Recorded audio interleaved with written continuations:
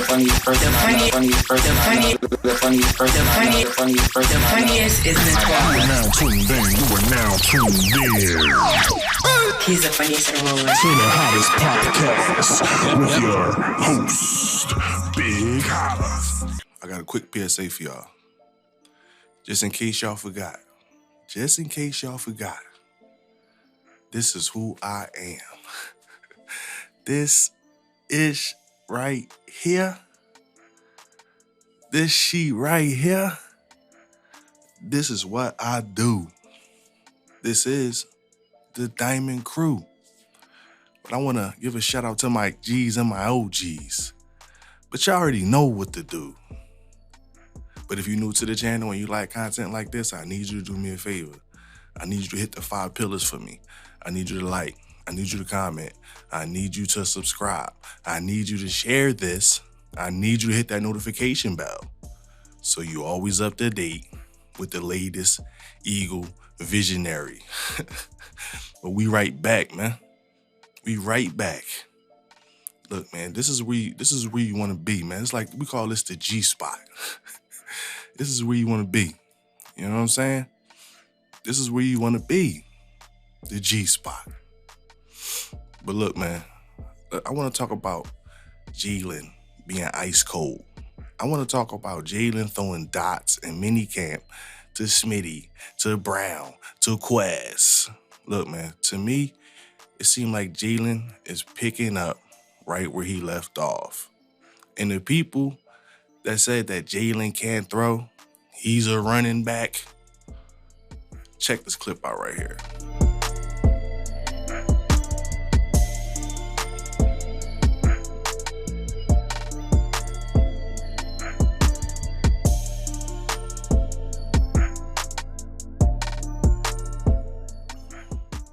Look, man, you gotta love that, man.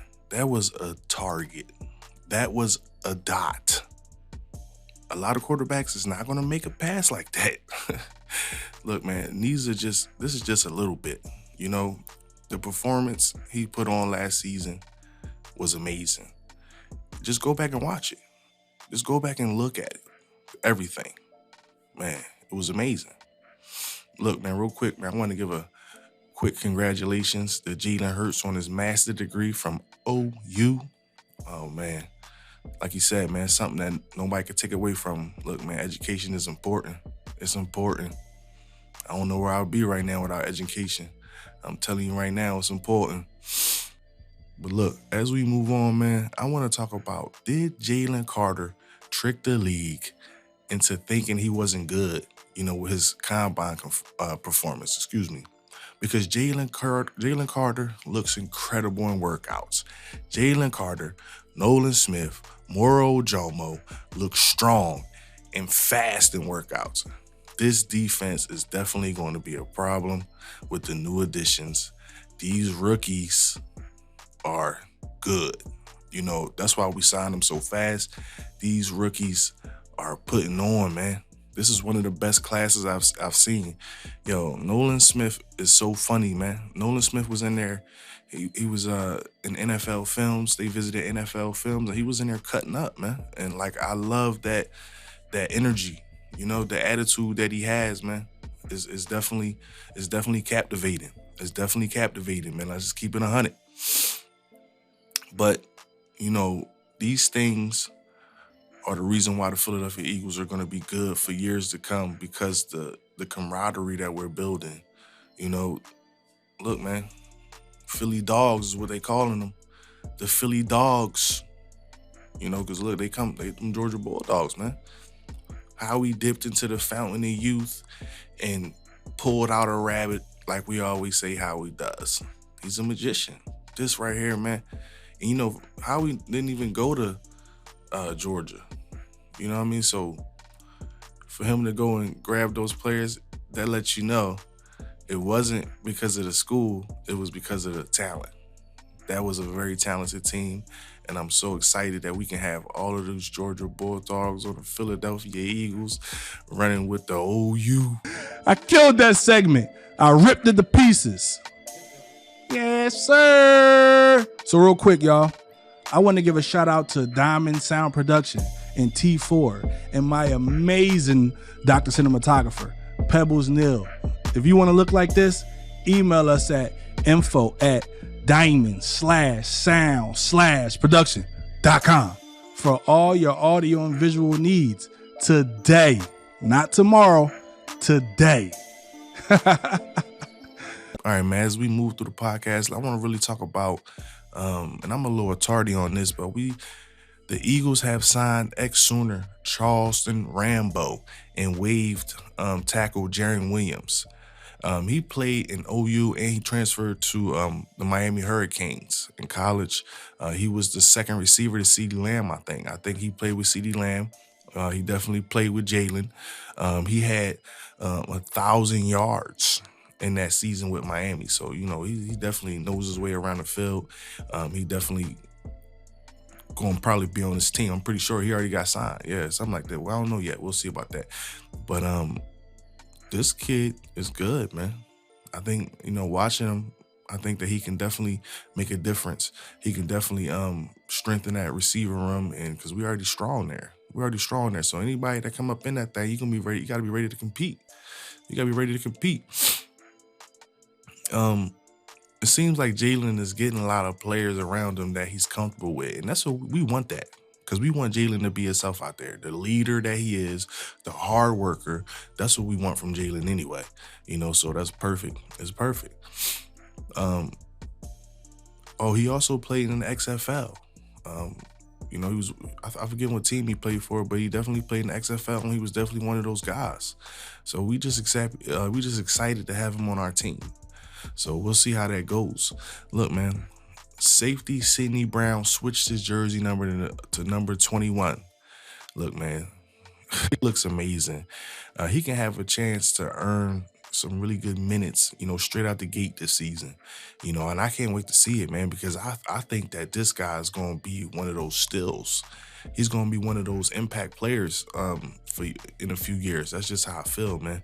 But look, I could be wrong, but I think this kid is going to be good. Like his stature, he's fit. You know, he's one of those guys that they were saying can't tackle, but you know, looking at him in college, he's definitely a ball hawk. He'll catch that thing and take it to the house, and that's what I like.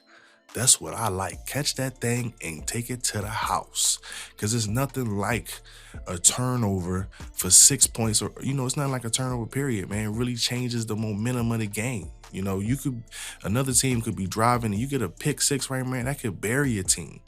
And you giving the ball back to a guy like Jalen Hurts in the Philadelphia Eagle offense, you know, with the best offensive line. Like, come on, man. So, look, I'm so excited to see what Sidney Brown going to do, man.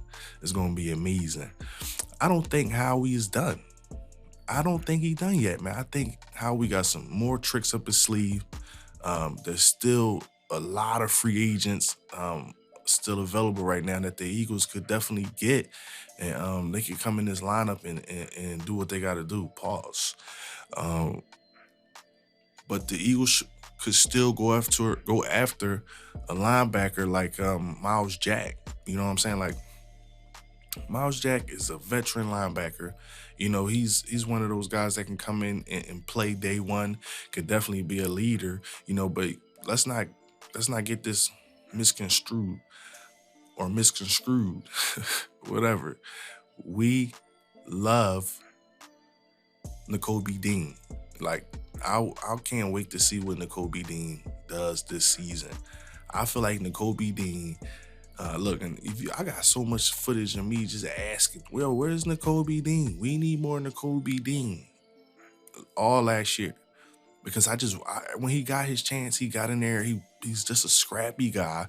You know, he is little, but pause. He's strong. You know what I'm saying? He does what he got to do, man. He plays downhill, and he can still play in coverage a little bit, man. It's like damn near having a safety or a cornerback at the linebacker spot that still plays big down low, pause. He can play in the box. You know, he can do so many different things, man. I love this guy, Nakobe Dean, and I can't wait to see him this year. But the Eagles could definitely strengthen up that linebacking core with a guy like Miles, with a veteran linebacker like Miles Jack. You know, he would, you know, we already know what Miles Jack is bringing to the table. It was also reports that the Eagles might bring back Ndamukong Suh. And look, now I would be cool with that. Ndamukong Suh is a leader. You know, we look at Ndamukong Suh as one of those guys that he can definitely keep players in line. You know, especially if players start to get out of pocket. You know, it's football, man. If players get out the pocket, Suh, he can bring them back in. He can reel them back in real quick. Everybody respect Ndamukong Suh, so I would definitely be happy with that. But there's still so many great free agent players out there, like Leonard Floyd and Yannick. Like, these guys will fit this style. It would be perfect. It would be perfect. You know what I'm saying? But hey, man, it is what it is. I can't wait for the season to get started. I'm too excited. I can't keep my eyes from seeing greatness with the Philadelphia Eagles, man. It's right there before my eyes, and I just can't wait to see it. But real quick, man, let's move on through the podcast, and let's talk about how the Sixers, because, I mean, I'm a little late on this because I was a little hurt on it. And then, look, I'm going to be honest with you, man. I have a love-hate relationship with the Philadelphia 76ers, man. I do. I love the Philadelphia 76ers because I'm a homer, you know, and I like to see the home team win. The Phillies, everything. But the Sixers really kill me, you know, when it comes to winning in crunch situations, game sevens, the second round. You know, I've said it, you know, and it sits with me that the Philadelphia 76ers are the Dallas Cowboys of the NBA, minus the rings. Let's put that there. Let's give them nothing, but whatever. With minus the rings, that's who they are. That's who they are, and it's so disappointing. I see how y'all feel. I would be upset with my franchise if I was the Dallas Cowboys. I would be pissed because for 28, 29 years, you ain't showed me shit. And it's just like that with the 76ers. Y'all ain't showed me shit. Y'all got demolished in Game 7 in the semifinals. And Jason Tatum went ham.